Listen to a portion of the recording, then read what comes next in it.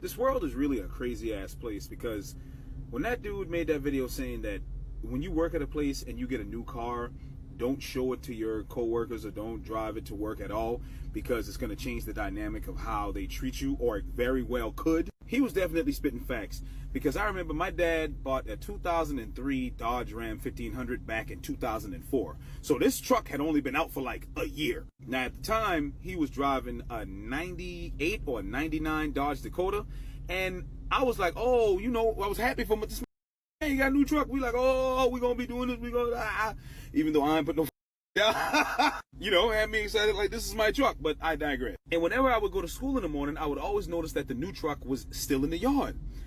When we go on vacation, when we go out of town, when we go out to eat on the weekends, we would take the new truck. But whenever he would go to work, he would always drive his old one. And in my mind, I'm like, this doesn't make sense to me. Why would you spend all this money? Because even back then, I knew trucks were expensive. Why would you spend all this money on a car, a new one, and not take it to work? So one day I asked him, and he said, listen, this is not all the time, but sometimes you don't want to show the world you got new because especially with jobs, managers, higher ups, and people in positions of power, they always want to have this sense of they're always better than you. And if they see or sense that you're doing better, or that you are making some strides to get better outside of the position that you are in, they'll start to treat you different, they'll start to do certain things, and they'll start to move differently, and it could really affect your job. You never want to let people know what you got going on.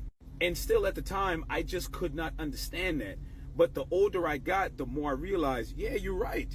It's like, if you are fortunate enough to have two cars, try your best to just take the car that you're just used to driving to work. Take that to work, right? Number one, we don't really our coworkers like that anyway. And I would like to say, yeah, you worked hard for this, you do what you got to do, you make it happen.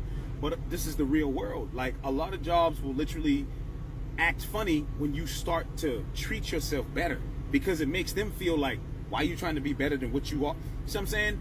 And if you ever find yourself in situations like that, that job's not for you.